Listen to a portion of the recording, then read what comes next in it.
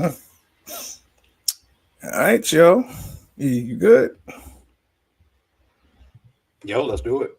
All right, yo. Ladies and gentlemen, you know what time it is. We're a little late on CPT time, but with that said, the bro's about to start in 30.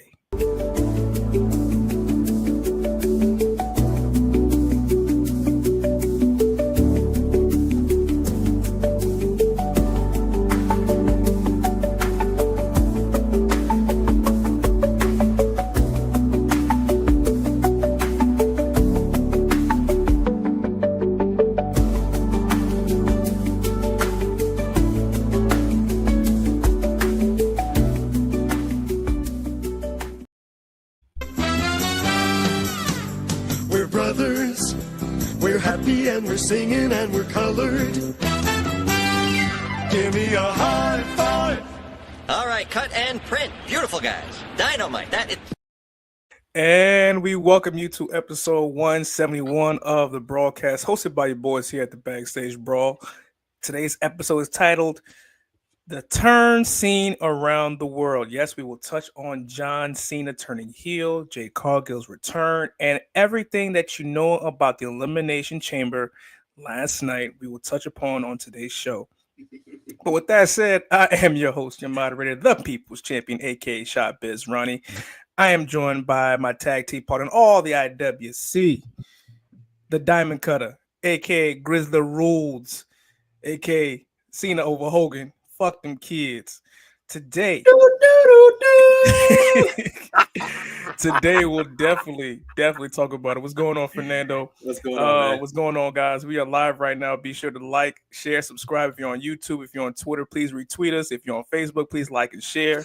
We're live. We're definitely going to get to this Elimination Chamber talk as we are on the road to WrestleMania. But like we always do on the broadcast, we start the show with a vibe check. So, E, I asked you this. How are we feeling this week, my brother? Man, I have not gotten sleep. I think a lot of wrestling fans haven't gotten sleep since last night. Overall, though, really productive week for me overall. I got some things in the works, so you know, I'm pretty private on a lot of things, but to those that know, and when I'm ready to reveal that, I'll reveal that as well. But overall, man, it's been a nice week. I do want to take time to to the people that have, for the recent South Carolina fires that are going on, and because I'm here right now, praying for everybody in the South Carolina fires. I know they call it the state of emergency. A lot of stuff still going on with the planes and everything. A lot of stuff been going on with planes. I know a lot of people are kind of skeptical about flying. Oh yeah, as you should be. But I can, from somebody who works in the airline industry, I can assure you that flying is still the safest thing to do. Things do happen. These are machines. They break down. Mechanical issues do happen. But trust me, they do the proper checks and balances that they do before we get you guys on to wherever you're going. So please, if you are skeptical about it, I understand. You don't have to, but please don't be afraid to fly. Don't. I know there's a lot going on, but do it at your pace. Mm-hmm. That's all I can say. Do it at your pace, because I'm not going to tell you how to feel, but do it at your pace. But I can assure you, and to give people some kind of calming feeling that that is still the safest form of transportation in this day and age. Nah, most definitely, man. Because it's a lot. So it's a lot going on, man. But anytime that you get a chance to kind of like just be grateful in terms of things that you got in your life currently right now.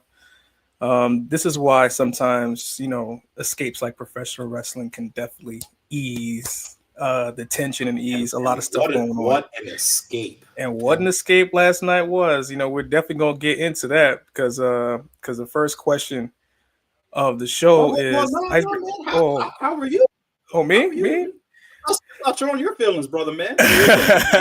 You're right, because I am the host.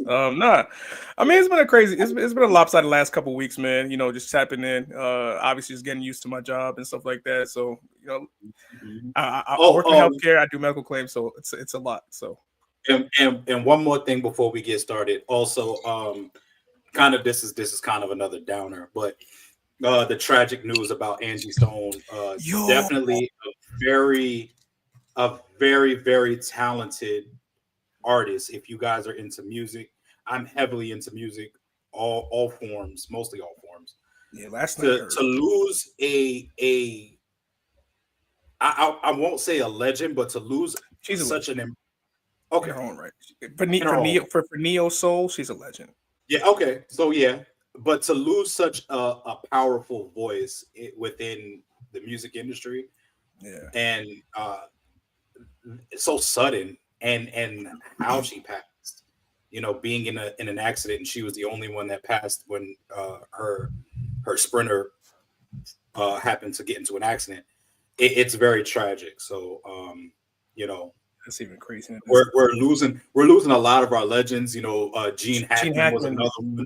So I mean, even though Gene Hackman was almost pushing 100, but even his story doesn't sound crazy, completely kosher. Yes, doesn't sound kosher. But to fans of Angie Stone, to the family of Angie Stone, my condolences. My condolences to you know, fans of Gene Hackman and, you know, the Gene Hackman family, everything. So please, let's give our legends and our favorites their flowers while they're still here, because you never know what's going to happen tomorrow. Nah, most definitely. But otherwise, man, my week's been good. Just you know, praying because some big things are coming. If I get accepted for this thing, that means you know more money for me and definitely some stuff resources I can definitely put into the pod for more you know things that we can definitely do down the line. But for the most part, you know, just trying to just get to the next level and stuff like that, and just you know just enjoying the last couple of weeks of wrestling. Basketball's been heating up as of late, so it's a lot going on. Spring training is here. The you know the Yankees finally ended the beard embargo in terms of facial hair, so it's like yo, it's a lot of things are happening that you never thought would happen are happening. But before we get into that, man, let's just hit with our first icebreaker question of the show. Last night, you know, obviously, you know, after every WWE presser, you know, there's always people who ask questions, and you know, someone that I've seen, I got a chance to meet at last year's job, saying Malcolm Muscle Man Malcolm, asked The Rock, what we'll call it, a question based off his Waffle House order, and obviously, you know, people that we know, like Sir Wilkins from the Job Tears podcast, answered a few questions. Krista B from Those Wrestling Girls, Queen Stephanie Hardy also asked a question as well. All amazing people. A lot of amazing people that we know personally got a chance to be at these pressers. So I'm just, you know, putting the ball in your court, E. If you were at a WWE presser, doesn't matter which wrestler, if it was Triple H or, you know, the wrestlers that performed that night, if there was a question that you had to ask at a WWE presser, what would it be? Well, I think I got two questions that came to mind when I saw the presser. The first one would be to Triple H, being that he's been around for so long and he's seen the ins and outs of all of the big moments in wrestling. Where does he compare what he saw and how the show ended last night to maybe as my name is today, to the Hogan turn, or another famous turn, or the Roman Reigns turn? Where does this rank for him, and how big of a shift is this in this industry? Because it's obviously a monumental shift. It's going to be something that we're going to talk about for years, probably for the rest of our lives. One thing we talk about a lot is, you know, we know where we were when Michael Jackson passed away. We know where we were when 9/11 happened. Now it's going to be, where were you when John Cena turned heel? You know, that's going to be something that lives in infamy.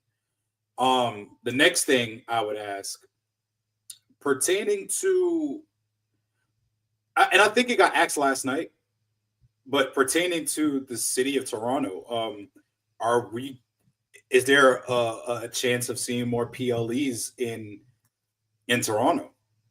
Is there a chance of seeing maybe a WrestleMania in Canada? Things of that nature. So I think that was asked last night, but for sure. No, those two for sure. Yep, you're muted. Damn, I keep taking your gimmick. Hey, GC, what's good, dog? Man, I haven't seen you. Haven't seen you on the chat quite some time. Ask your question, dog. One question I will ask: one to Trips, and one to Rock. I would ask Rock based off of him. Is it mostly purely a business question? Since becoming the final boss, has being part of the board, does it feel like a full circle moment for him, considering how he's been in the business for some time, from his grandparents, running, their own promotion, working under Vince Sr. and Vince Jr., and now for him to be a wrestler and now, of course, part of the board. How much of that, it being in full circle for him, especially with his daughter being a GM in NXT. And for Trips, I would ask, basically, what would you say about the critics that basically, that were very critical of your booking style in terms of, over the last couple of weeks or months? How would you respond back to those critics in terms of like, all right, this is what he showed last night? Because clearly this was a all right, yeah, should have just let me cook the entire time. It was gonna happen, something like that. Something along the lines of that, But those would be questions I definitely would ask. But that's a good question though. Oh, GC says, can I get my flowers for calling out the Cena heel turn and Naomi being the one? Because I've been calling those in the chat for a few weeks now. You have? Okay, so one, I don't know about the Cena one. No, he did. Okay. I don't know. I don't want to because he agreed with you when you pulled it up. You went the last time he was on the show. So yes, and it's funny. We'll get to that, but I actually called it in real time as we were talking about it. That you did. Like I called it here, but it was like as it became more of a reality, I called it in real time. Those are actually really good questions because now when you look at it from the Rock standpoint on the business side, like you said, it's becoming more than a wrestling business. It's actually becoming a family business, because now that you see that your daughter is becoming this GM in NXT, even though it is a character, you know what I'm saying? There's still shades of something that can be there, because no disrespect to her whatsoever. What I'm about to say, wrestling just didn't pan out for her, but this particular role is panning out for her. Whether it is an on-screen character that can relate to an actual, reality thing that does happen, so for his daughter to step into that role, I know he worked a lot with his ex-wife on the UFL. There's a lot of things that come into factor where this is no longer a quote-unquote wrestling business. It's more so becoming a family business, and as we both know, family, we don't got to be blood to be family. So it's becoming more of a family business. Triple H and Stephanie have their fronts. The Rock has his fronts. So it's becoming more so of a family thing more than a wrestling business where it's corporate. It's like, okay, you run this, I run this, we run this, and we all bump heads. Where it's more so, nah, we could go to dinner, talk over dinner about what happened and how we're going to go forward with this. Because I'm pretty sure that's what happened last night. Oh yeah, for sure. For sure. That's exactly how it went last night. And I'm like, for me, man, the fan of me, man, I'm just happy to see like the way like it all came together last night, especially from how Jade came out, did her thing, and and seeing how like from how it started to how it ended. Like it was. It's been a long time since WWE has clicked on all cylinders when it came to a PLE, where it's like, okay, there's drama, there's stories, because usually the pay-per-views usually to set something up, or just like, or it was like, all right, they kind of messed up on the delivery, last night, they definitely helped out the delivery for sure. No, the timing was perfect on everything. What question would I ask Triple H? Why you bald? Why did he trick us? No. Nah. Nah. Okay, so why did he trick us into thinking he had hair? That's the real question. No, all of it. But no, yeah, all of the trick. I think those are the two most important questions, because I see that, especially now with the PLEs are growing where they're traveling outside of the US more for the PLEs.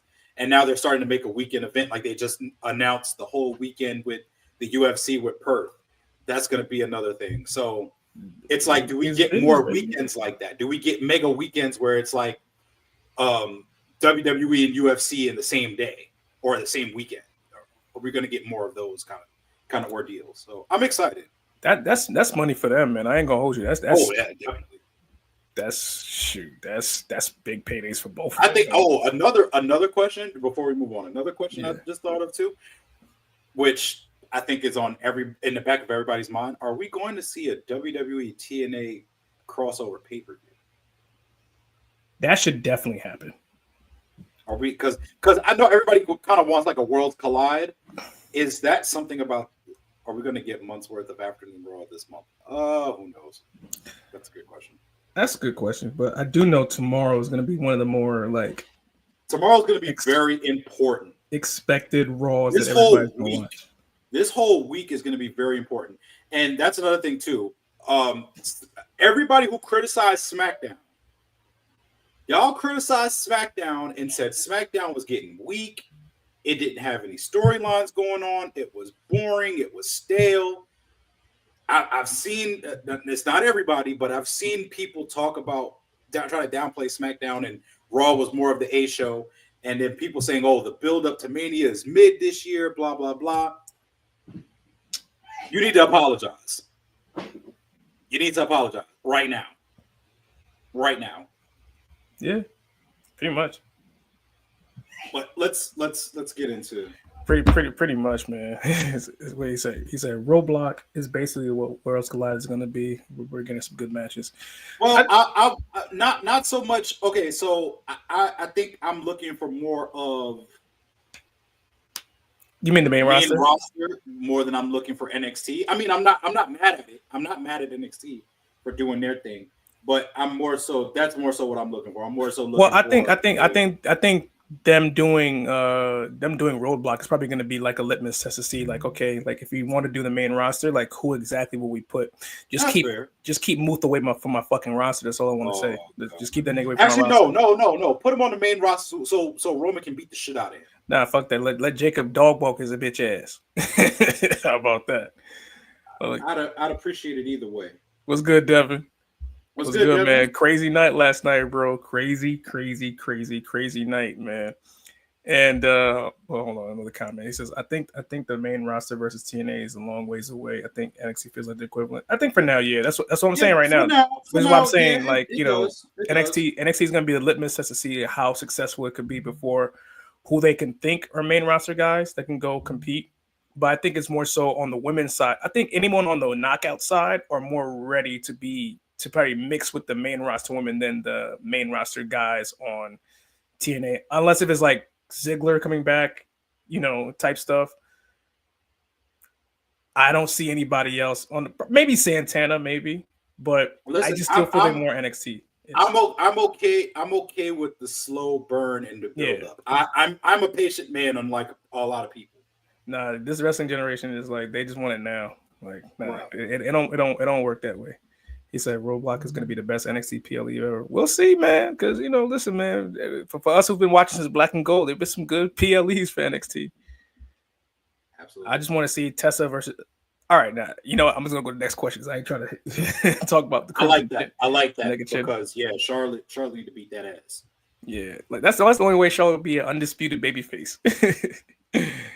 Like that's the only way like she'll be the undisputed babyface. But all right, man, let's talk to the reason why we're here. Let's tap into the WWE Chamber results, our reactions, and of course, talking about the fallouts from last night. let's start it off. We're kicking off with the women's elimination chamber match featuring Woo. Jade Cargill coming back after months of being away and possibly attacking her alleged attacker and Naomi. Let's talk about this because the match didn't even start yet, and then obviously, and then next thing you know, the storm happens.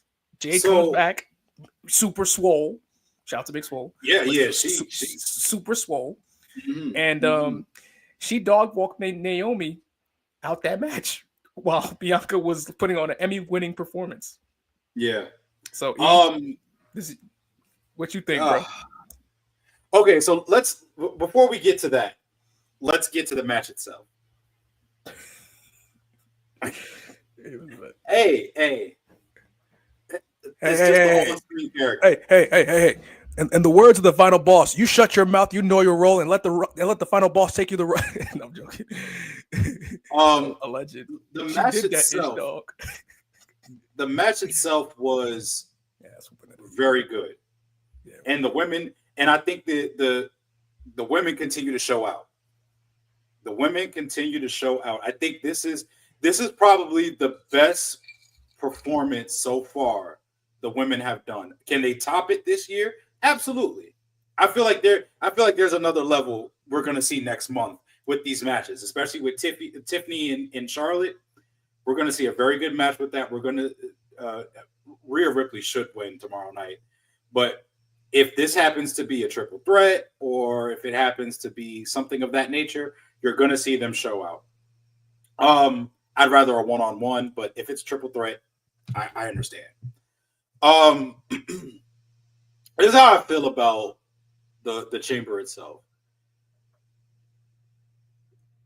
The only gripe I have is Roxanne Perez didn't eliminate.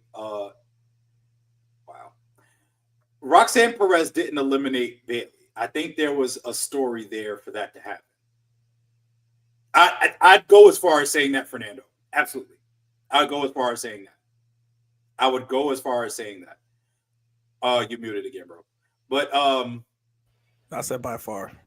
I think that's what it is. Hold on, we getting to Cena. Yo, GC. We getting to Cena. Don't jump the gun, dog. He's gonna get most of this show. We'll get there. We'll pull that comment up when we get there. We'll get there. Liv was the MVP of this match. Absolutely.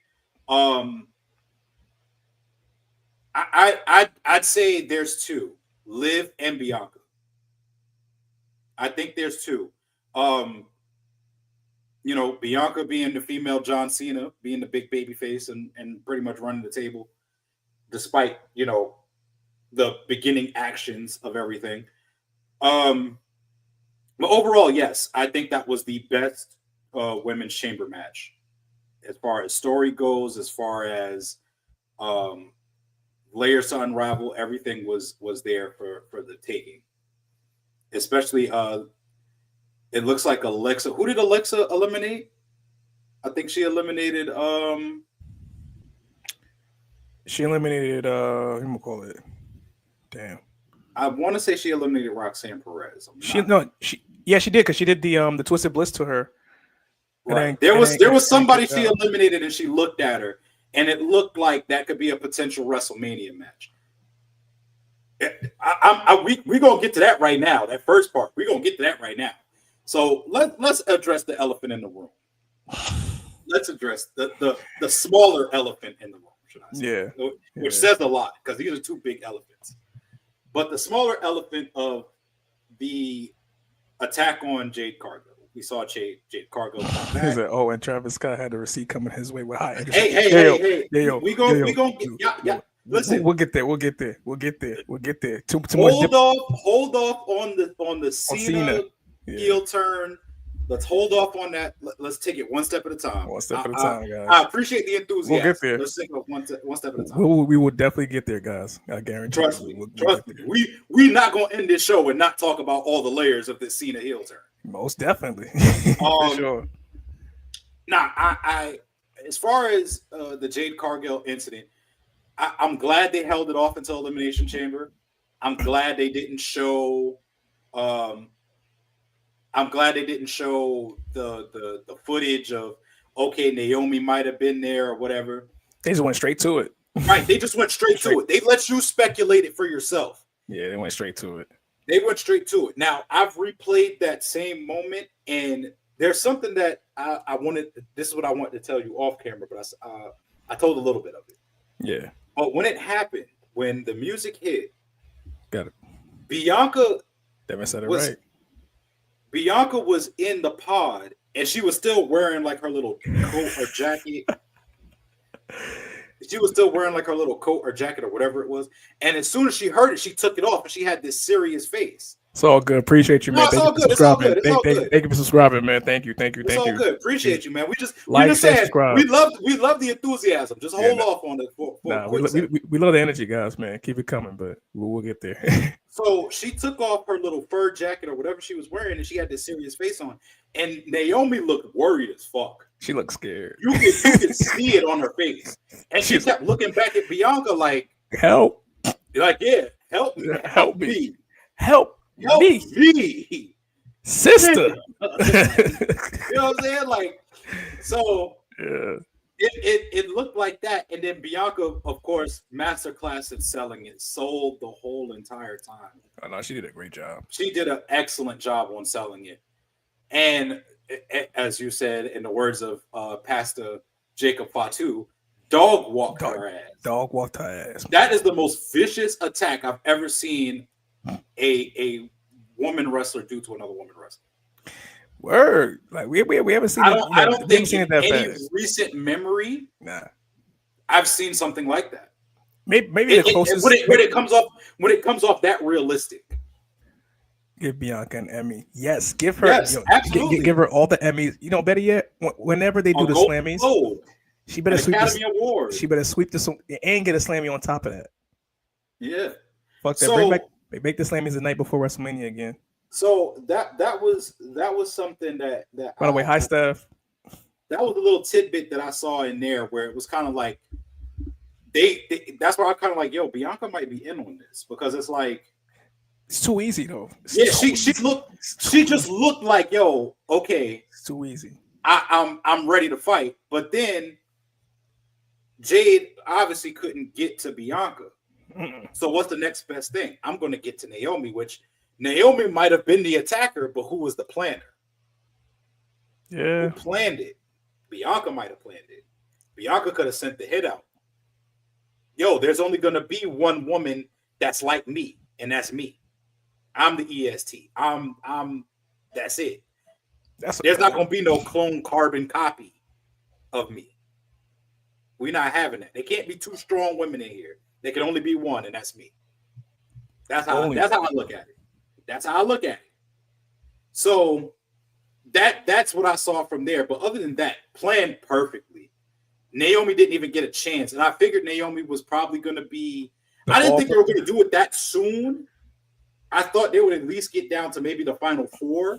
I like how abrupt it was, though. Yeah, I feel like it would have been Bianca, Naomi, Alexa, and and Liv. I thought it would have got down to them four, and then it would have happened, but it didn't. We haven't had a heel. That's a fact that we haven't had. It's been a while, and she has on the record said that she's willing to do a heel turn. Of course, one, if it makes sense, and two, that it's money. Oh no, this makes sense, and it makes sense, and it's money. They're gonna print money out of that. They're gonna print money out of it. So Naomi needs a Rikishi of the story. I mean, well, technically that's her father-in-law, so why not? Yeah, I see. Triple H isn't booking two faces at Mania. Ray is a face. What is Bianca right now? Right now, a tweener. Right now, a tweener. Right now, a tweener. Until we find out. Bianca was a planner because she was in the ring when Jay was attacked. She had a plausible deniability. Exactly. Thank you. Because I was like, let me put my lawyer hat on. That's a fact. Let me really think about this. Hey Faith, how you doing? So Bianca, no, man, Jade slammed. And I feel like that's going to set up because they really want Jade to be on her own as a singles one. If they do this right, honestly, I think it's gonna. If they do that right, yeah, I agree. Yeah. So your thoughts my on it thoughts, before we move on? Bruh. All I gotta say is, Naomi, you're in trouble, girl. Bianca, keep your head on swivel. Mm-hmm. Um, as it pertains to like the actual I hate to match, see black on black violence. as it pertains to the actual match, Bailey once again proving the fact that she's a vet. Alexa was so underrated last night because you forget that she was there. Yeah, But like she still like showed that like yo, she still could be if she wanted to be one of the best players. And I ain't gonna hold you. Since she returned since the Rumble, like Alexa really has showcased. It's almost like after having the baby, there's a calmness about her now. yeah. Like she doesn't have to necessarily like she eases into what she's doing, whether it's like in the ring or her character. And I just want to give Alexa Bliss like her flowers in terms of that because it's like I know how difficult. I'm like obviously being a guy, like I don't know uh like for me as a dude, I don't know how it feels to be like a mother, this and the third, but I do know like I can empathize in terms of like, all right, you being a mom and you having to just be away from what you love for a couple of years and come back and still do it at a high level.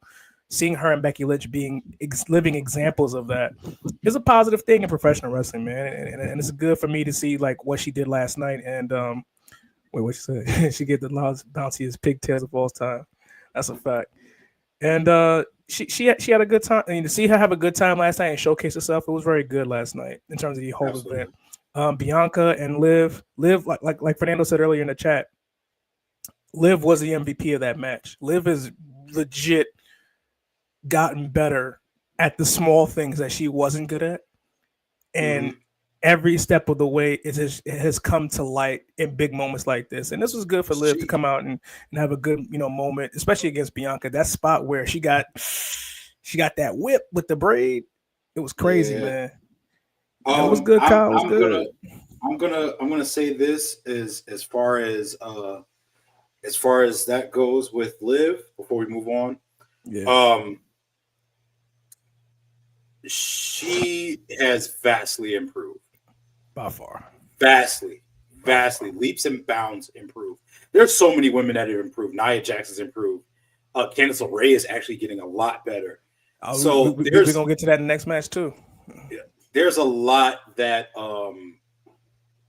you can say, but the one thing I can honestly say, and a lot of people have saw it and lived for a long time, but she definitely has improved a lot in the ring and on her character work. So my hat goes off to her, and I really appreciate seeing her on TV. A lot of people don't getting a little tired of it, but she's been the reason why you're seeing more of her is because they believe in her backstage and they believe what they're seeing on TV. Leave Shayna alone. Yes, she did. Leave Shayna alone. Yes, she did.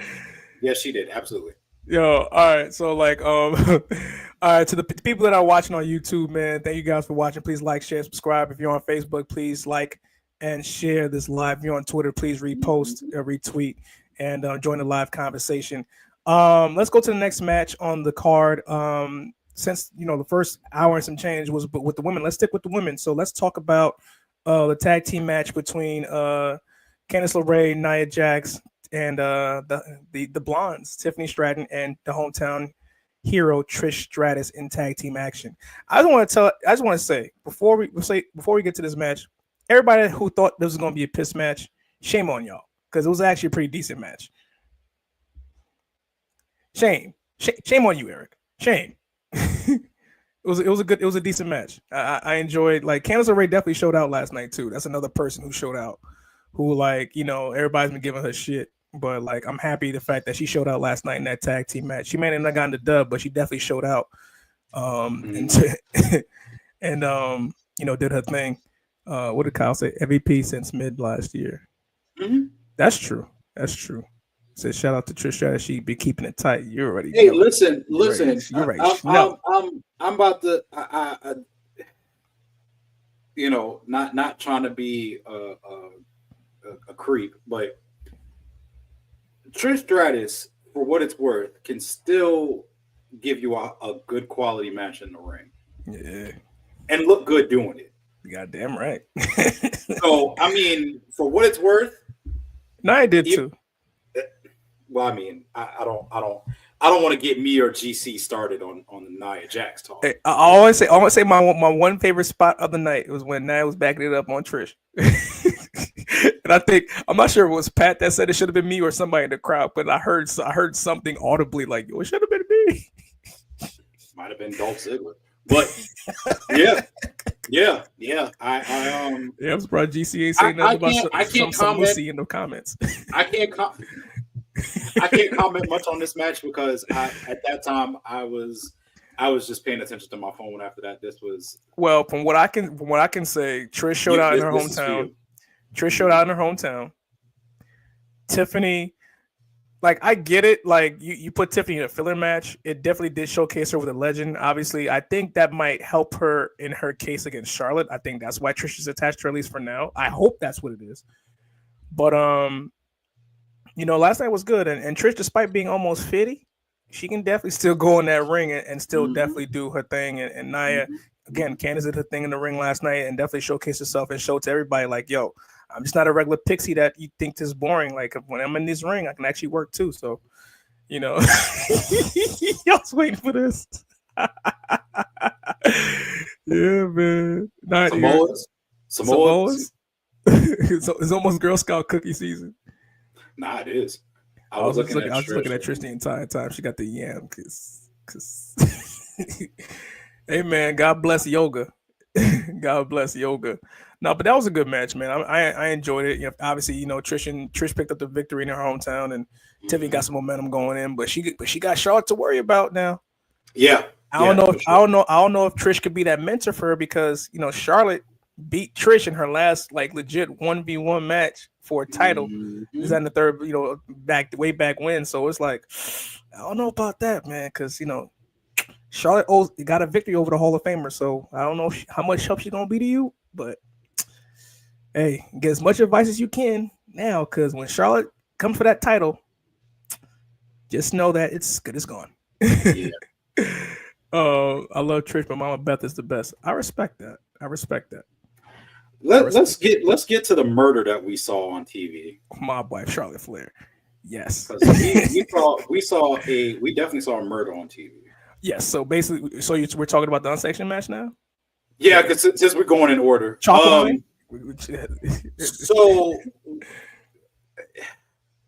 this made the early ROH fan in me smile because of the generico Kevin Steen matches. Shout out to Cole for the callback by saying generico. Yes. The whole death match and everything, like, this was exactly what it was supposed to be. Sami Zayn getting hopefully a well-deserved time off. Hopefully, I know it's a short time off, but I think I know where it's going with Sami. It's a short time, but I know the long-term goal. Everybody's goal around this time is to be at WrestleMania. That's everybody's goal. Nobody wants to be left off that card. So not this one, not this year. Not this year. Definitely not this year. I appreciate the match for what it was. And you have to look at it this way: when you have a best friend that you feel like has hurt you, and y'all are fighting, and there's nothing more than you come to blows. Now, I've never done this to any of my best friends. I'm not going to get into a physical, unsanctioned match where, barbed wire chair and we're going through tables and stuff like that. But this was one of those things where we have to settle this. They wilded the fuck out last night. They did. It was everything you expected with no blood. Take notes, Tony. No bloodshed.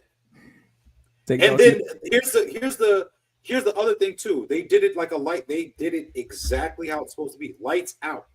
No lights in the arena. Yeah. They let them brawl out. And it was every much of brutal, every bit of uncomfortability that happened during that match. It showed Kevin Owens actually being, the showing his rage side that he has. And some vulnerabilities too. Because it was like, yo, I have to do this to my best friend. He was sobbing at certain points during the match. Credit to Kevin Owens. We talked about Bianca Belair being such a great seller and a great actress, Kevin Owens being such a great actor and selling the moments. Tyler Perry's hitting up Bianca Belair right now, and Kevin Owens is a white Oh, please equivalent don't. on one of his Please don't. shows. Please don't. Please don't. Stay away from him, please. I mean, Stay away. Stay away, Tyler Perry. you know, But- Tyler Perry likes his token white person. No, stay away. Stay away. Stay away. Stay away. Leave them alone. That motherfucker was tears of passion. So- Tears of passion. He was crying tears of asking God to get him now before Randy does.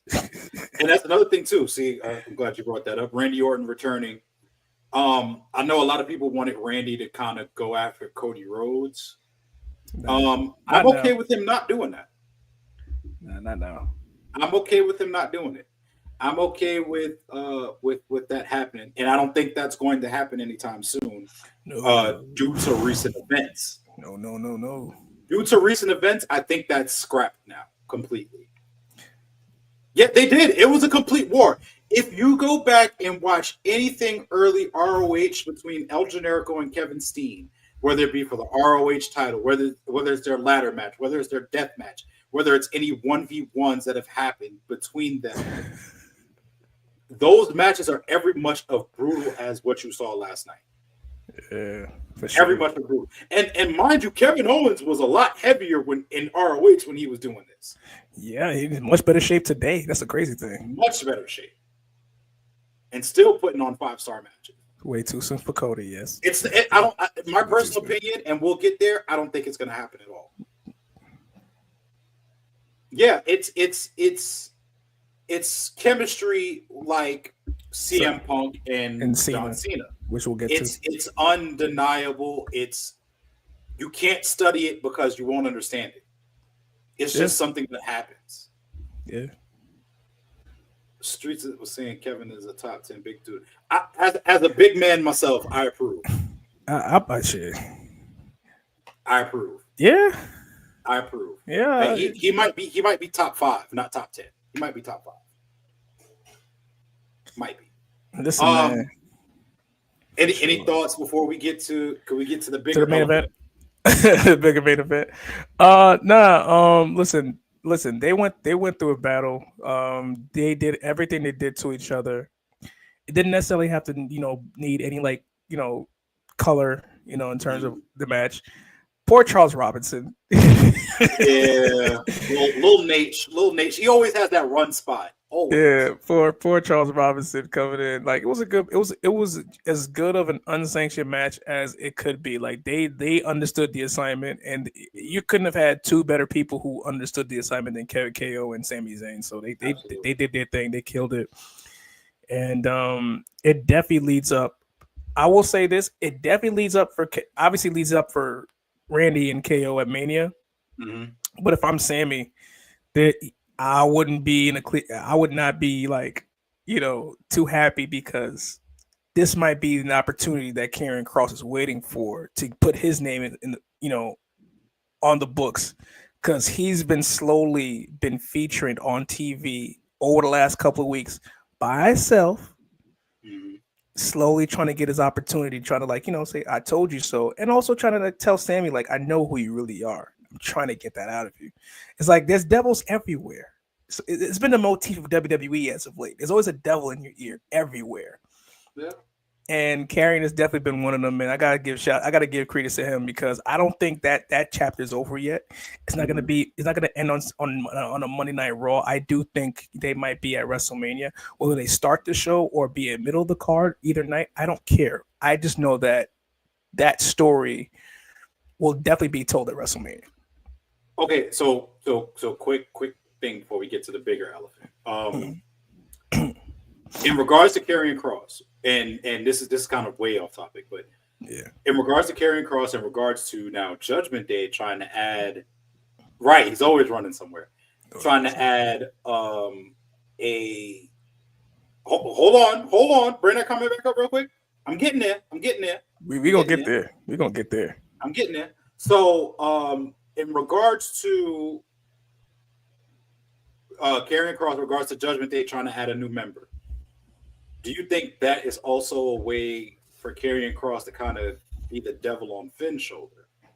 So to kind of say, bring the demon back. If any, That's what I'm saying. Like, I think that's the role that he has to serve currently. Yeah. Like, and it's like it took people a while to catch on because remember he's been doing this gimmick since he came back. I think since 2022. So now we're going on year 3 with this, but now it's actually having legs because now you're starting to see the seeds of what he's been around. The first seed was with the bloodline, and shortly thereafter, the bloodline started to fall, filter off, and of course, you see where it's at now. Then you see little instances of the New Day. You see where the New Day is now. Sammy situation, he's starting to work on that, like little by little. He even the Miz, even seen John Cena. Remember that John Cena is also part of that as well. So obviously, we're gonna get to that as well. So he's been part of every little thing, where it's like, okay, like, I know what you are, I know who you are. Only time, hint, hint, hint, TikTok will tell when that comes out, and I think that has been the best like way to use somebody on TV because you need that. Not everything, like The Rock said, has to culminate in the ring, but you need something to set it up and get people interested. So I do think from that standpoint, like for Sammy, if it does lead to a match at WrestleMania with Karrion Kross, I think it'll be a huge moment, not just for Sammy just to have a match and get on the card, but for Karrion as well, because this will be the best way to finally recover from the Adam Cole situation in the NXT. That's just me. To finally recover from the Bobby Lashley match too. I mean, credit to both guys for trying to do their best, but that was Vince. Aleister Black is a new member. That would be nice too. Oh yeah, we know that already. And water is wet. We know this. Water's wet. Yeah. But yo, let's get to the main event, and of course, the main topic of this show. We're talking about the men's elimination chamber match. Obviously, And once again, Seth Rollins just happens to be in the place of where altering history. Seth Rollins is like a conduit. He's another person that is like he's a checkpoint of every major moment happening in the history of wrestling. Oh man! Whether it's him hitting Roman in the back of the chair, screwing Roman at WrestleMania with the briefcase, and of course, like being in Cody's side, injuring Cody, this and the third, and then going in full circle into basically like helping him win the title, and then now having the opportunity of screwing CM Punk, of going to having his moment in the main event of WrestleMania by giving John Cena his moment. Thus, what we had at the end of the show. But let's talk about the match itself. Okay, very good match. Very good match. Very good match. I would say mostly everybody in there are future Hall of Famers. For sure. Of course, you got your first ballot Hall of Famers: John, Punk, Seth. Definitely. Outside of Logan Paul. Logan Paul is not a future Hall of Famer. But that boy good though. He is good. He is good. I'll give him credit where credit is due. But he ain't a future Hall of Famer. He ain't a Hall of Famer yet. Drew, and of course, Mr. Crash out, Drew. Damian Priest building his case for a future Hall of Famer as well. Damian will do I'm going to break this down into layers. So let's do the Drew and Damian tease. We know this started last year at WrestleMania. Drew won the title. Drew couldn't get his mind off of CM Punk, had to gloat. Damian cashed in. We know the rest is history. Yeah. So Drew kind of feels like Drew never got his opportunity with Damian Priest, whether he was champion or whether he wasn't champion. Yep. So now we're going to get that at WrestleMania, which I've seen a lot of people online recently saying, oh, it doesn't make sense. Oh, why would Drew go after Damian Priest? Why wouldn't Drew go after Damian Priest? Damian Priest is the one who cashed in the title, who cashed in Money in the Bank to win the World Heavyweight Championship from Drew McIntyre. Yeah, Drew McIntyre blamed CM Punk, but he also blamed Damian Priest. His attention was more so at the time on CM Punk. So that has to circle back because that's a loose end that hasn't been tied up yet. True, I could cry. Yeah. Or as Matt will call him, Legends of Zelda. Legends of Zelda. Yeah, he calls him Link. Jesus Christ. So you have that going on. Then let's break down the Logan Paul CM Punk aspect of it. I think that's going to be the match for Punk. I don't think so. I don't think so. What do you do? But what do you do with Logan though? Because it leaves Seth. It's crazy because it leaves Seth open. And Roman's the only variable he's the that's obvious candidate. I feel like, okay, yeah, I would say that. Yeah, so it's like I'm not if Seth's gonna get his straight up with Roman, I think that's gonna happen. I don't know but that's the beauty of it though, because it's like it's so unpredictable. But like from what I've seen over the last couple of weeks in the interactions between Punk and Logan, I'm thinking, all right, that's gonna be the match. Because like you already see like them two going at each other, and like there's some disdain between the two of them, that starting to set something up. But then there's still an open thing with Seth. It's unpredictable. I like it. I want better for CM Punk because I feel like he deserves a lot better. He's I hate to say this about another grown man, but he's grown up a lot. Yes. But hey, because I feel like he really deserves a Mania spot this year, a main event Mania spot. He better call Paul. But I feel like we're still going to get that, just not this year. And I'll get to that. He better call Paul. I'll get to that. So now that's that layer of it. Now let's break down the layer of CM Punk on the other side of the Seth Rollins. Hold on. We'll get to. Let's get through this first. Hold on. Let's get to this first because I think he might. The CM Punk, Seth Rollins, John Cena aspect of it. Yeah. We know there's a lot of history between all three men. Whether no matter what combination you put, whether it's Punk Cena, Cena Rollins, Rollins Punk, Rollins Cena, there's a lot of history between all three men. Great triple threat, though. Great triple threat. That would be an amazing triple threat down the road. And it could be. It could be one of Cena's matches. Could be. But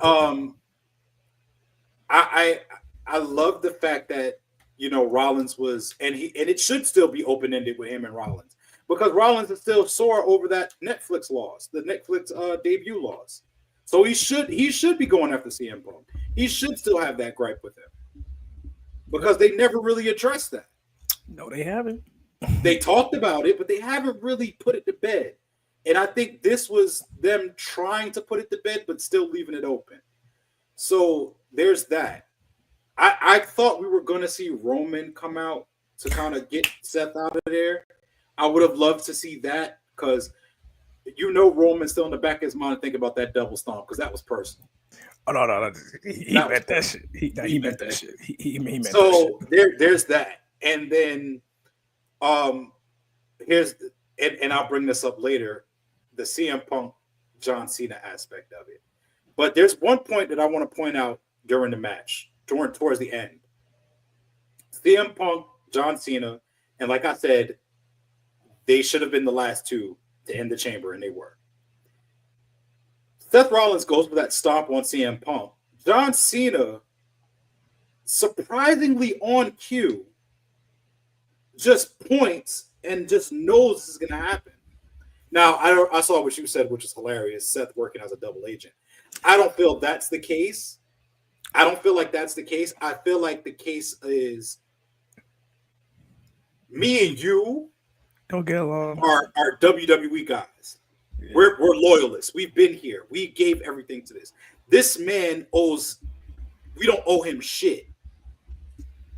Let's get rid of him. He's the cancer. Let's get rid of him. So it was more so that kind of thing. But then the way that Cena did this, the way Cena won. He said, "I'm sorry, I got to do this." It wasn't even, "I'm sorry, I got to do this." It was the simple fact, Cena, how many times have we seen John Cena in that kind of situation where someone gets attacked and he still gives them a fair fight? That should have been a clear sign last night as well. There were so many tidbits to what led up to last night. It flew over my head. I ain't gonna hold you. I pointed it out. I pointed out, and I was like, that wasn't very babyface of John to do that. To kind of just like, be an opportunist and do that. When's the last time that Cena has won? Yeah, he is.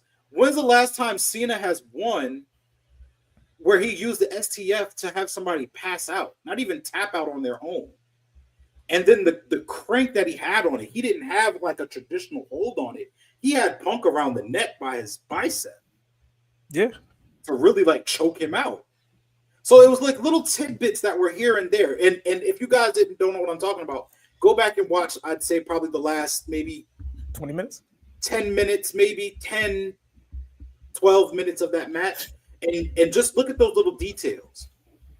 And not CM Punk, Seth Rollins sitting there looking through the chamber, telling CM Punk to die because, of course, that's not done. So there's that. So, of course, we know who the winner was. We do know that Drew McIntyre, Damian Priest is going to be something. That's gonna be a good one. That's going to be really good. That's going to be a very underrated match on that card. That's going to be a good one. We do know that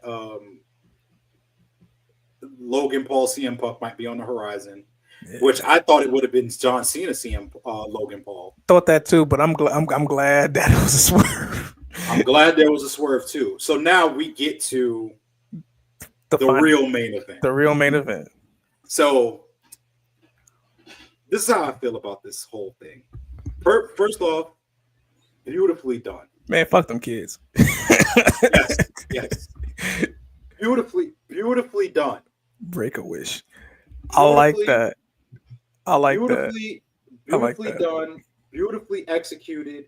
I don't think there's anything that.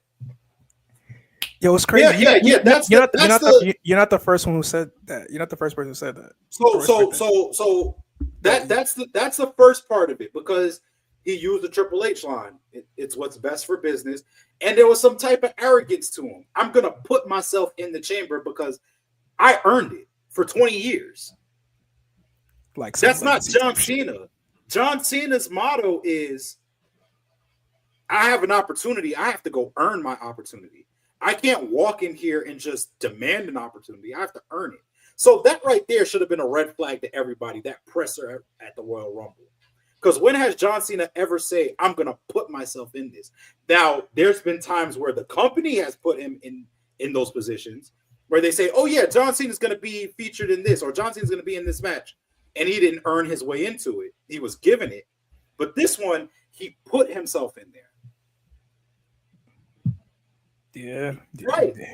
And that's the next point. Truth, yeah. That's the next point. So then the next thing is, John Cena, during that whole time when Rock and Cody were having their exchange, I know when John Cena's not really involved in the initial interactions off to the side, he is a little animated. So it went over my head because it's like, oh, that's Cena. He's screen. He's being animated. He's being himself. But it was, if you look at it and think about past things, he looked a little too cheery last night. A little too happy, man. A little too happy. And then, of course, the hug star around the world and the face change and the throat slit from The Rock. And here we are. And a lot of people, and I'm going to call a lot of people out on this, because I was at Bad Blood when The Rock returned. When The Rock did the 1, 2, 3 symbol like this, a lot of people were like, well, what does that mean? This is stupid. Now people are like, now he's down to 2. No. Yes, he is. Remember, no. Continue. All right, continue. No. What does this sign remind you of outside of the game? No, John Cena. But what I'm saying, like, here's why I say that he's down to 2. Okay. When he did the cut throat, he had 2 fingers up left after he had the 3. Okay. The first 3 obviously indicated Cena outright, but Cody next is going to be Roman, probably, or Solo. See, now you see where I'm going, because I was just like, yo, because Jacob could be a hitman for The Rock. You see what I'm saying? So it's like The Rock is basically getting back his revenge of last year's WrestleMania. This is all a revenge plot, right? By the so final boss. It's like Solo, you messed up the plan, so now you got to get that. And that's another thing too. I'm going to address soon. But go ahead. Yeah, because the thing about it is like, I kind of like the fact that because Rock kind of hinted at it. It's like, yo, what was going on right now? What's my involvement as the final boss right now? It doesn't have to always culminate within the match. I can just be out on the sidelines letting everything play out. So I'm like, what does he mean by that? like, what do you mean by that, Dwayne? And seeing it unfold the way it did last night after Cody, I'm surprised he let the F word kind of just fly out. I was surprised about that too. And then Cole started cussing up a storm after he got his ass. But you know what? That made it's a realism, man. The realism. It made it real. Now I know a lot of people. Hey, he might. You laughing? He might. I'd rather my boy Bronson Reed come back and just tsunami everybody. That'll be for a little while. I feel like this. I feel like this with the whole with the Travis Scott was not needed. I know, bro. I ain't gonna front. Cody owe him a fade because he really hit him. Yeah, he really hit him. But Cody's such a nice guy. Cody probably got pissed about it at the initial happening. But after a while, it was kind of like, you know what? You're not a wrestler. I don't expect you to know what that is. Like the way he hit him. You know how I saw the video. No. You know how you see dudes get jumped in the hood, right? And you see that one dude that take it too far when the dude's already down. He just gets that crazy hit. That's exactly what Travis did last night. Yeah, I know that all too well. I was like, no, I was like, yo, man. I feel like that whole moment is again something that we're going to talk about for years and years to come. That nigga was hella high last night too. I you know what? I wasn't really with the masses. That's a fact. I wasn't really with the masses when they said, "Oh, Travis Scott didn't make sense." This is how I felt about Travis Scott being there. Walking out the Rock was cool and everything. You being in the ring, I don't think it cheapens the moment. I know a lot of people be like, "Oh, it cheapens the moment." Blah blah blah. Listen, I'm very good at ignoring people. So if I can ignore Travis Scott being there outside of the slap, hey man, the moment does not cheapen. It's still a viral moment. It's still a moment people are going to be talking about a month from now, 2 months from now. Here's the next thing too. The whole thing where a lot of people feel like, oh, Cena's going to go back to the thugonomics Cena. No, this is not thugonomics Cena. Let that die. Let that die. And if you know anything about John Cena, the one thing John Cena, the person, not the character, the person doesn't want to do with the fans. He doesn't want you to feel cheapened. He doesn't want you to see something that you've already seen before. He's gave us 20 years of the same exact character. The same exact character. Now I'm stepping into an era where I'm going to have something new. Yeah. I can't give you thugonomics. I gave you thugonomics even as a face. So why would I give you thugonomics now as a heel? I can bring it out if I want to, for a little one-liner, for a little feel-good nostalgia, but I don't necessarily have to make that my character. I don't have to have essence of it. I don't want essence of thugonomics. I don't want essence of. I don't want to see John Cena with throwback jerseys already. We've done that in 2003. I don't want to see that again. Yeah, we off that. I want to see something new. Cena has evolved into a guy where I thought he was going to say something at the presser, which he only did a mic drop. But I thought it was going to be,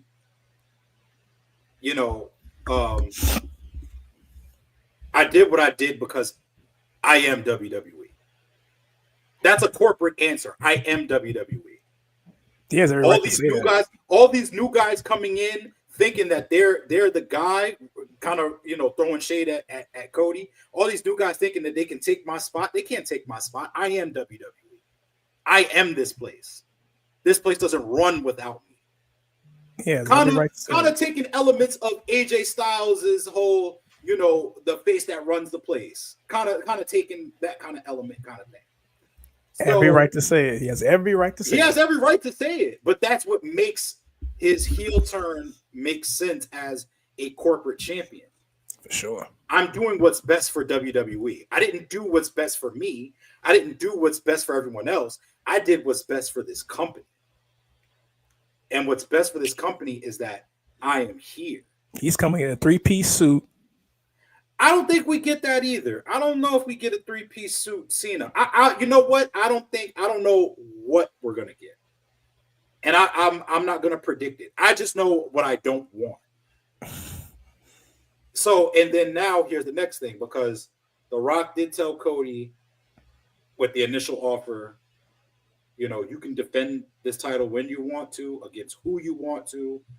It's your choice. You can be home as much as you want, all this type of stuff. That didn't sound like a part-timer to y'all when he initially said that? Or he's giving him Roman's spot, basically. Basically. So now he giving him Roman's. So Roman's earlier spot somebody said a face Randy, a heel Cena. That's what we're gonna get that. We're gonna get that. That's why I said I don't think Randy and Cody happens at all. We're gonna get a Randy and Cena for the WWE Championship. Oh yeah, we're gonna get that out the way. We're gonna get Roman and Cena. There's so many people that we're gonna get. A throwback DC too. Yo, I fuck with DC. There's so many people that we're gonna get on this run, on this heel run, and you know what it's gonna culminate with. And it's sad, and I said I want it better for him, but it's sad he has to eat shit now, but it's gonna be sugar later. CM Punk. Yeah, Punk's gonna get because it I think this is just my personal opinion. It's March 2nd at 5:42 Eastern Standard Time. I'm going to say this. I truly believe CM Punk is the one to retire John Cena and take that title off him. But I also believe this, because they said 10 months. 10 months from now is January. That's roughly Rumble time if they don't do the Rumble in February again. I think John Cena extends his retirement tour to next year's WrestleMania. CM Punk gets his WrestleMania main event. It's against John Cena. It's for the title. I humbly believe that. Okay. And I think, and here's the next thing too. Pick up what you put down. Somebody said something about the Paul Heyman thing. I don't think you get that until then. Cook. I think you. I don't think you get that. Faith says she respectfully disagrees, and that's fine. That's fine. You can disagree. You can disagree. But who else? Look at it this way. Who else is ready to take that title off of John Cena? Who do you think is going to be ready to take that off of him? Braun Breaker. Braun Breaker is going to be world heavyweight champion. He's not going nowhere on Raw. Gunther, is Gunther going to be that? No. Is it going to be Sami Zayn? No. Sami Zayn might win the Rumble next year, and he might go after the World Heavyweight Championship. If he doesn't heel turn and go after Jey Uso, which that might happen. Yeah, that might happen a lot sooner than people think. Exactly. That might be his first feud. Yeah, well, one of his first major feud, should I say? Yeah. Who else would be a major player? For James Ellsworth. Chins McMahon. Randy Orton's not going to do it.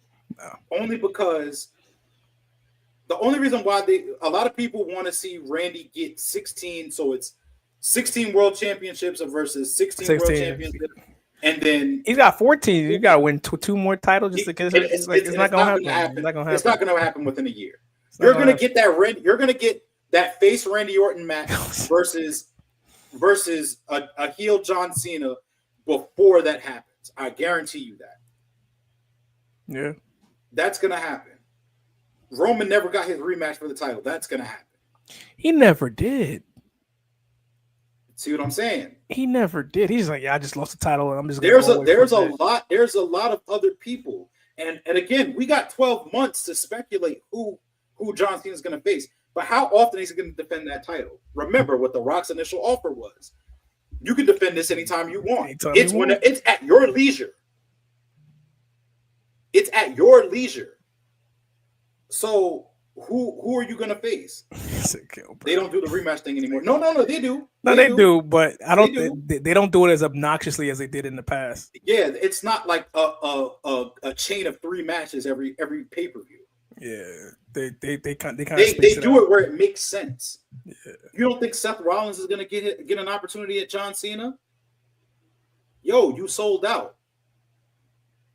I know how it feels to sell out, and I know how that made me feel. Seth's a hypocrite. He's a double agent, and that's the perfect reason why to go after John Cena. Because Seth be saying, "Oh, I did this, I did that." I'm like, "Yo, why?" I'm like, Seth, if Rock came to you with the same deal, you would have the way you attacked Cody when he tore his pec, you would have killed Cody if it came. But that's the perfect reason why to go after John Cena. Exactly. I am a hypocrite. He's a hypocrite. I did what you did, but what I did wasn't as worse as what you did. Because now, what's okay? Look at it this way: what's Seth Rollins' biggest beef with CM Punk? That he wasn't loyal to the company, right? He wasn't loyal and left. Yeah. Cena's not loyal right now in the eyes of CM Punk. Oh no! I mean, in the eyes of Seth Rollins. I'm sorry, he's not loyal because you just sided with The Rock because Seth Rollins don't like The Rock. He even told Cody, he was like, "Bro, after all of that, and we went to war together. If you choose him, then me and you got a problem." So why doesn't Seth have that same energy for Cena? Of course he's gonna have that same energy. You don't think Drew McIntyre is gonna try to go after Cena either? He will.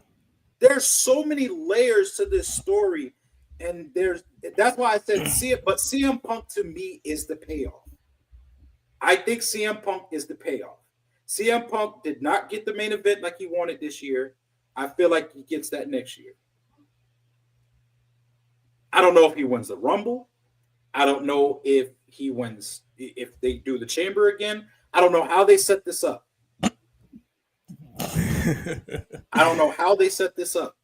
Hell, they could do a callback. You mentioned Rey Mysterio. They could do a callback to 2011 where John Cena won the WWE Championship away from Rey Mysterio. Rey Mysterio never got a fair title rematch. They could do a callback. They could definitely do a callback before Rey himself retires.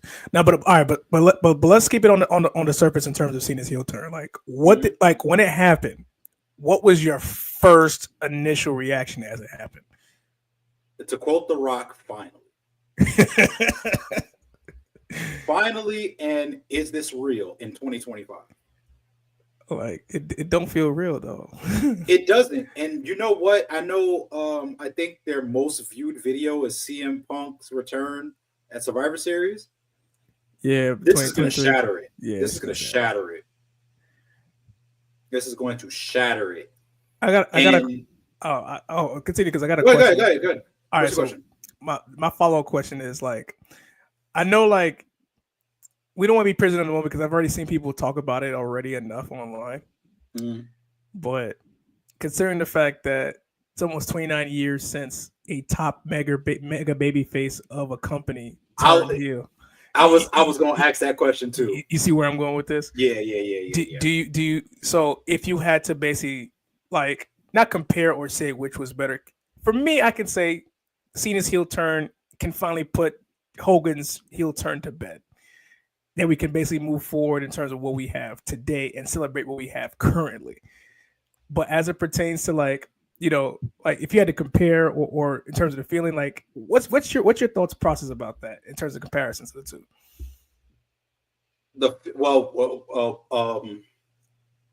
We're both lucky enough in this realm of professional wrestling to have seen both in our lifetime. Yeah. So to see Hogan's heel turn and forming the NWO, I think it's fair to assume that both of us at the time, because we were both children. Yeah, we were both kids. We didn't understand the magnitude of who Hulk Hogan was. We knew of him. We knew his importance, but we didn't know the magnitude and the star power of Hulk Hogan and the importance, because we weren't thought of yet during his initial run. Yeah. But now on the flip side of it, seeing this with John Cena, this is our Hogan heel turn of this era. we've seen John Cena. We've seen this happen. Granted, Hulk Hogan might have been, I think he might have been heel in New Japan. But we've never seen this before. Yeah, exactly. See, you only knew Hogan as a heel in 2003. By that time, a lot of people, I don't know how old you are. Me and Randy are the same age. We're both 92 babies.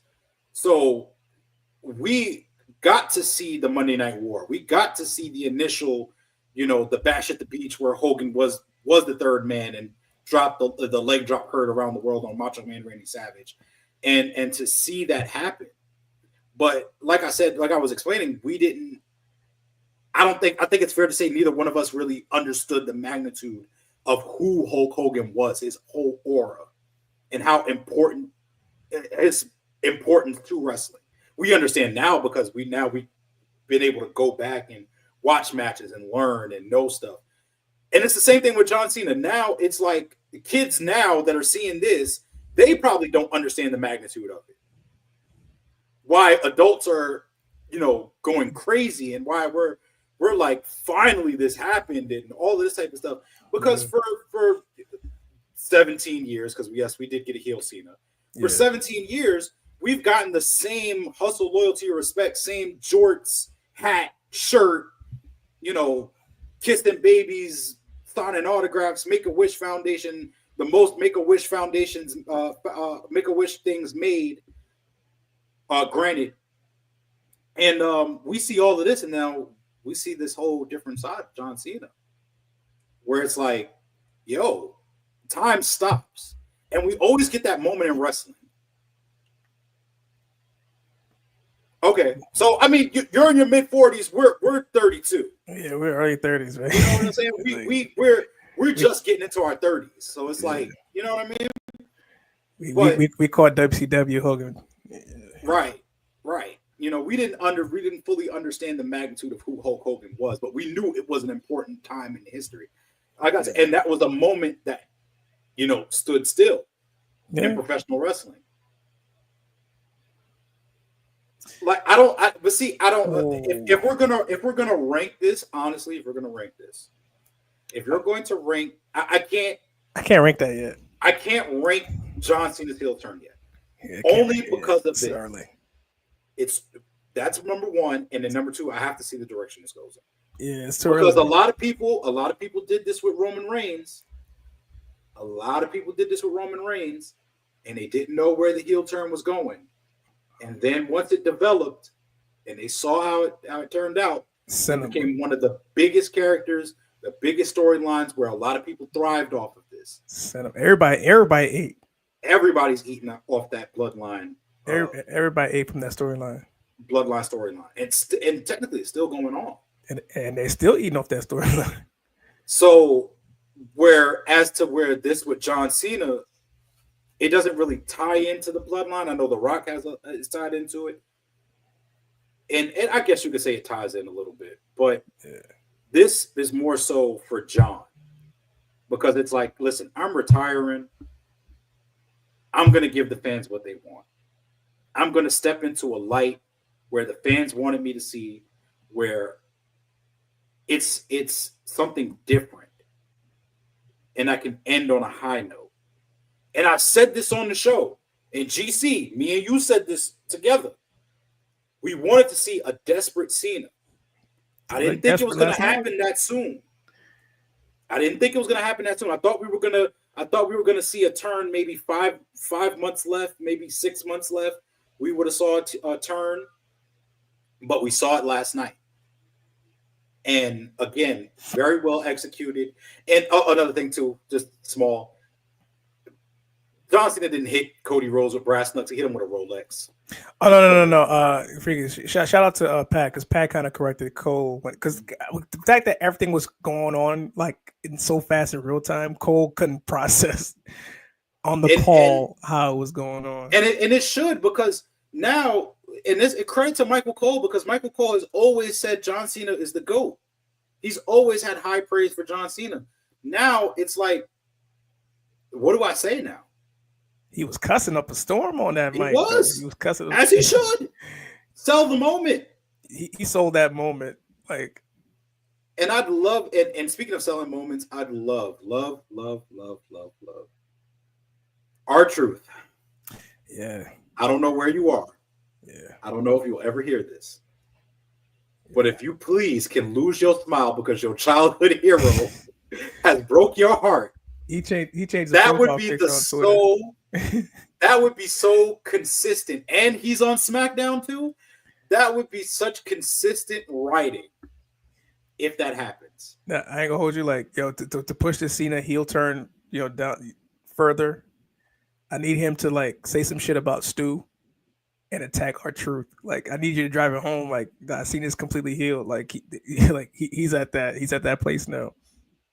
Like, if that was me, that's exactly what I would do. Like, yeah, I agree. Like, I would beat down R-Truth. I would say some smack about Stu, and just get them little kids upset in the crowd. Like, nah, we need that. Lean into it.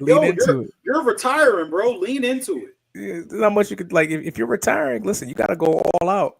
Even on your Twitter account, I know he does like a lot of like almost like advice on Twitter.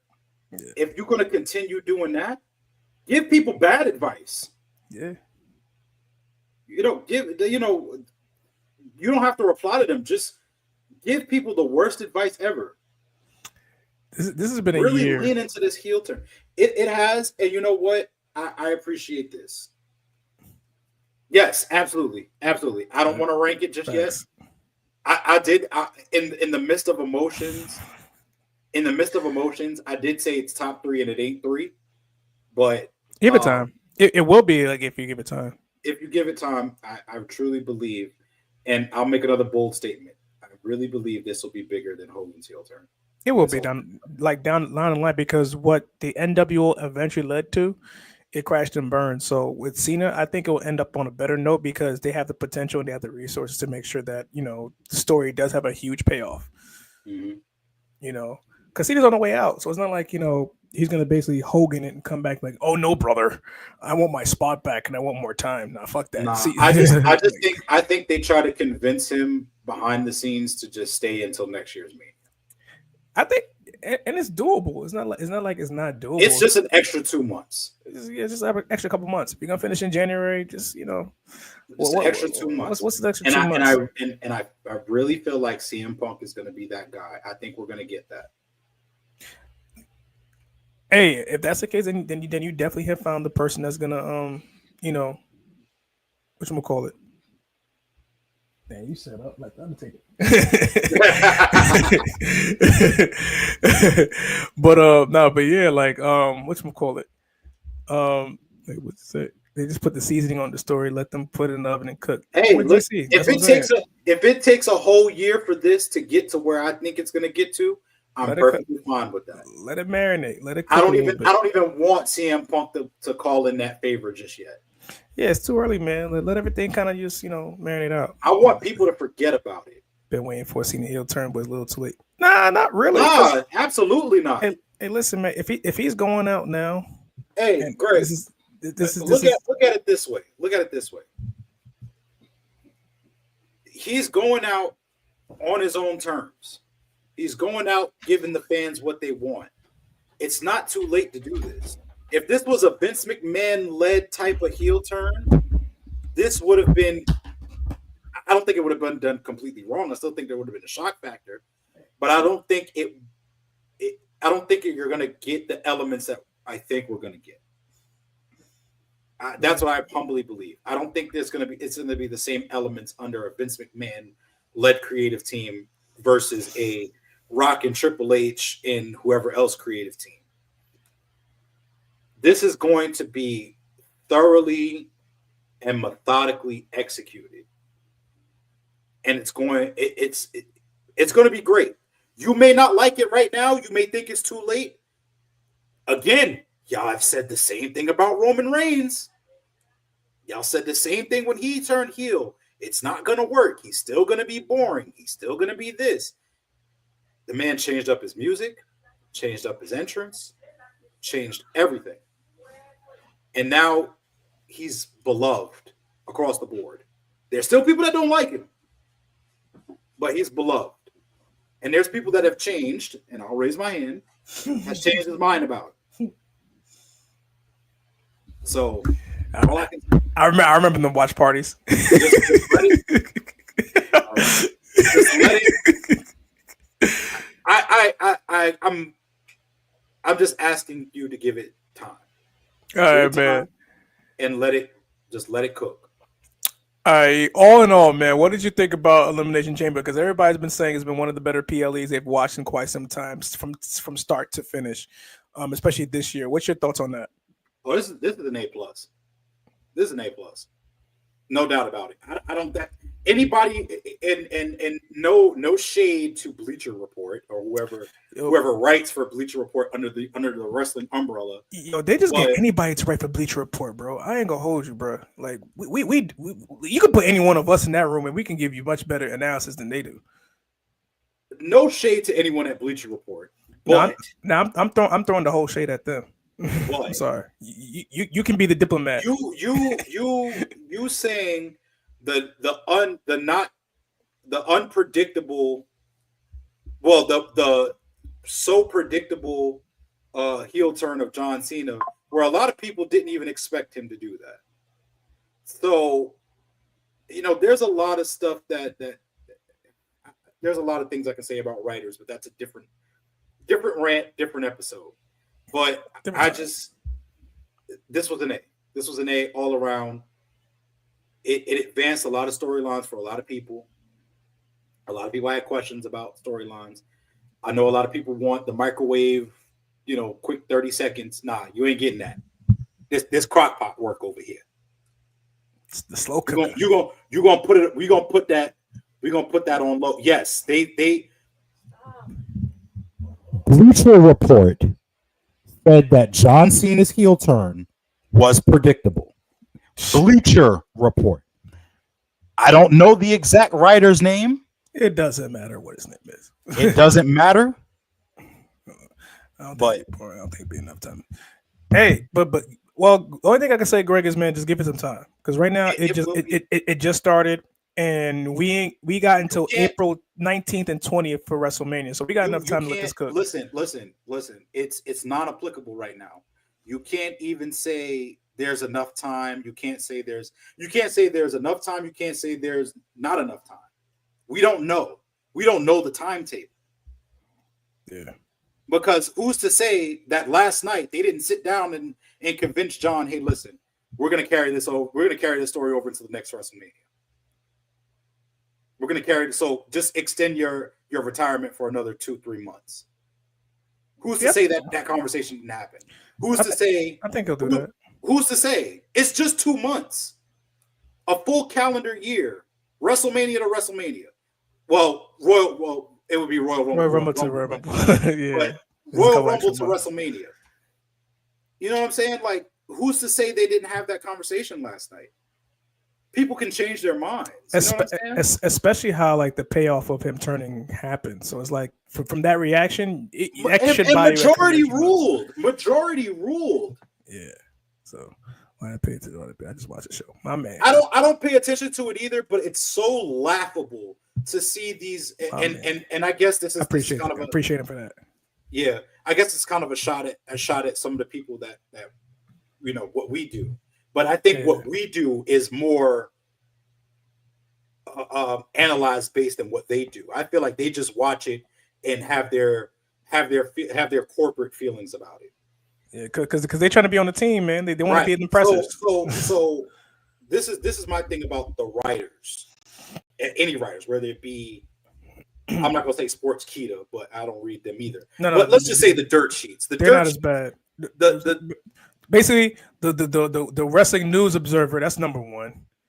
So with those guys, I feel like they try to downplay a lot of stuff and don't make the moment as big as it should be. Because this is a big moment. Regardless of how anybody feels about it, regardless of whether people liked it, whether people didn't like it, the one thing people can't deny, they're talking about it. And that's what makes it big. That's what makes it worth something. Because if this wasn't something that the people didn't like, if this was something that people reacted negatively to it across the board, we would not be sitting here talking about it. Mm-mm. That video of John Cena turning heel would not be on World Star Hip Hop. Damn. How does a wrestling video make a black video outlet, a black hip hop culture outlet that posts no wrestling whatsoever? How does that make that if that's not a big moment? If it's so predictable, Bleacher Report. That's what I want to know. Preaching to the And choir, this is not me trying to start a beef with somebody. This is me saying pick your words when you write things. just holding you guys accountable. That's all. Right. I'm holding you guys accountable because the thing is that we haven't seen. Yes, he did. Cody. Just to defer for a minute, Cody has never been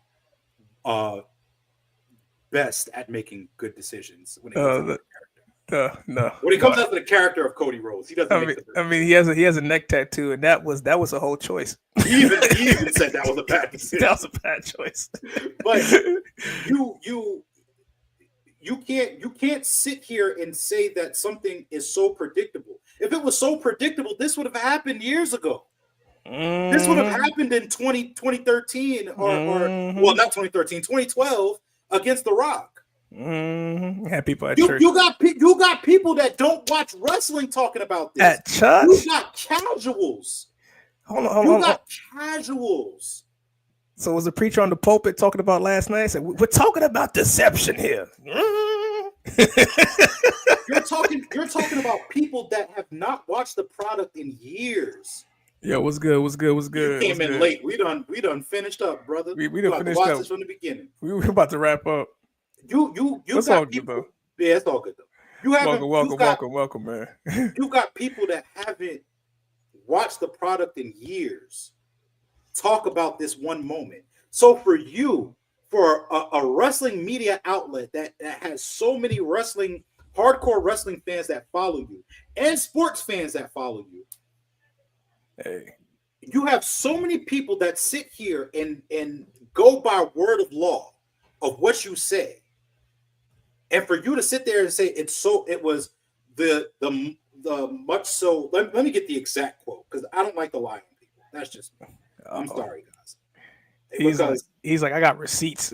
Yeah, I do because I felt like this was.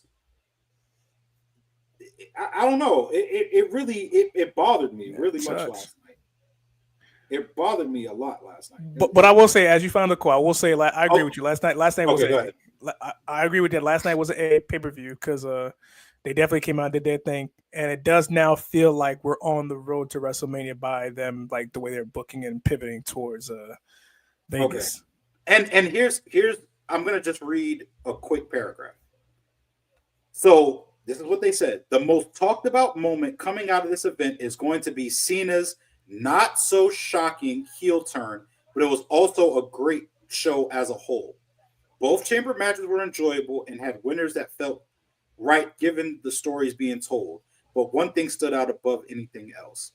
And then they talked about Sami Zayn and everything. And they gave that particular segment of John Cena a B. Are you serious? They're a walking contradiction. Are you serious? A walking contradiction. You know what? Let's not give them. Hold on. Let me read this one more comment before we close out. People love to minimize these moments these days because it didn't happen the way they booked it in their head. That's the biggest issue. That is a fact. Absolutely. That is a fact. And Absolutely. you hit it on the head, and we're gonna leave it there in terms of the conversation. Elimination Chamber definitely, in my opinion, was an pay-per-view. I can't wait to see the rest of the build. Tomorrow's Raw is going to be important to watch because Friday Night SmackDown and Monday Night Raw this week, the most important shows to watch this week. Mm-hmm. As we close out, man, again, last night Chamber was great. Definitely enjoyed it. This week, obviously, WWE Evolve is going to debut on Tubi, and I think it's YouTube internationally. E, what's your quick thoughts about Evolve? Evolve coming on TV as a new show for WWE. I love it. I love getting involved there. I think it's going to get fresh eyes on fresh talent. I love what Triple H is doing as far as giving guys an outlet, another way to get to WWE. It's not you have to go through NXT. It's not, you have to know somebody to get you. You got to have a family member or anything like that. Now it's more so there's other ways, there's other avenues. Exactly. There's other avenues to get to your goal. And I think that's what Triple H is doing, and I love that. Triple H is creating opportunities for guys in the States, out the States, and ways to get you don't have to go to Trish. Before you had to go FCW and get a tryout. You don't have to go that route. You could go the Evolve route. They got, the LFG, the Legends thing. They got the Legends thing going on. There's so many different outlets that a wrestler can now get to WWE, where it didn't seem as accessible 5 years ago. Now it seems like it's there for the taking, especially with ID and everything. So I'm very excited to see the talent in Evolve and to see who comes up in Evolve. And good shit. I echo the same thoughts, man. I think this is a good venue and a good way to get underutilized talents or talents that are hungry and up and coming to get a showcase on, shine a light through the unconventional way. And the fact that Evolve as a whole is still being a production, being a promotion.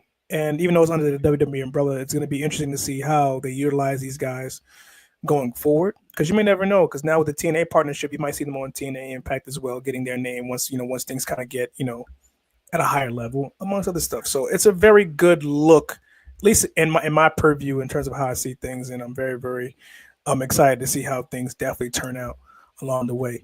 Now, to close out the show, this month is Women's History Month. We just closed out Black History Month last week. Sorry, Eric wasn't able to be on the show to kind of talk about his, but he did give us a match last week. He gave us the Ron Simmons versus Vader match in August of '92 when he won the WCW Championship, becoming the first Black World Heavyweight Champion in WCW history. But we're gonna touch on the women in Women's History Month, and none other than the hometown Trish Stratus, because why we hit with her first? 25 years this year. This month, actually, she debuted in the WWE under, being the valet for Tess and Albert, TNA. Rest in peace to Tess. She was the valet, led them to WWF tag team titles at that point in time, and then cultivated her own career. She became a 7-time WWE Women's Champion. She was one of the first ever women, along with Lita, to main event a Monday Night Raw back in the early 2000s. A former hardcore champion. As well. Very random, but true. She has, cultivated her career, not just with her beauty, but with her, she had great rivalries. I personally feel that her moments with Jazz and Victoria and Gail Kim really helped her become the star that she was in the ring, and made her look more than just a beautiful body and a face. I felt that, those rivalries really helped her cultivate her skills in wrestling, and which is why she's a Hall of Famer currently right now. As you can see that yesterday, what she did with Tiffany Stratton, she still has it after 25 years. So to kick off Women's History Month, we are showcasing the one, the only, the lovely Trish Stratus in her 25th year. So with that said, Trish, you are one in a million. You are 100% Stratusfaction. So we give you your flowers to begin this Women's History Month. And your Thank you, Trish. So to close out, we ain't got to keep it PG. But Big E, do we got a match of the week, brother? Well, it's Women's Month, so all month I'll be doing women's matches. Why not? And we did talk about Trish Stratus. And here we go with this. Trish Stratus versus Lita, Unforgiven 2005. Nice. Ooh. I want to go to one of those because that looks like as close as you're going to get to actually being at the pay-per-view. To the actual show? If they had one, if they had one in New York, man, that would be great. We're going to do Trish Stratus versus Lita Unforgiven at 2006. Check that out on the Peacock. Yo, having MD and GC on the chat every week is definitely very unhinged. Very unhinged. Like, nah, I need this energy. MD, you're welcome MDB 9.99. You're welcome at any time on the chat weekly. Shout out to Sports for You Wrestling Podcast. They definitely asked us to come on their show at one point in time. Definitely, yes, yeah, yes, man, yeah. yes. And I think Tuesday, we got invited to we just got a DM.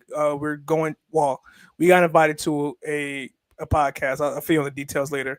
That freaking wrestling podcast out in the Midwest. Very good people. They invited us on the show on Tuesday to talk about the WWE Chamber, our reactions on the Chamber. So that's definitely going to be a good time. It was insane. Much respect, it looks it when they show it when they pan to it on the paper on the PLEs, it does look like it's a really good time. So I would love to see that. It's like a kind of like, just from what I see it on TV, it kind of looks like a movie theater-esque kind of vibe. So I would love to go to something like that. I love movies. Yeah, so. yeah. I'm definitely movies, wrestling, down with it. For sure. But with that said, man, guys, it has been a wonderful episode, man. Thank you guys in the chat for coming in and spending the next hour and 40 with us. We may have started off a little late, but to the 138 people, to the 138 people that joined this chat, we thank you. If you're joining on YouTube, please like, share, subscribe, hit that subscribe button, hit the notification bell for our podcast. We're also on Twitter at @backstage_brawl. Follow us on Facebook at the Backstage Brawl. It's been a wonderful episode. We'll see you guys next week, hopefully with the full crew. And yeah, man, we're on the road to WrestleMania. From us here at the Backstage Brawl, here at the broadcast, I'm your host and moderator, Shot Biz Ronnie. My tag team partner right here, aka Grizzly Rhodes, the Diamond Cutter, aka Big E. This has been episode 171 of the broadcast titled Turn Scene Around the World. We will see you guys next week for more fantasy booking and forecasting WrestleMania. Peace, love, and enjoy, guys. And happy Women's History Month. Deuces.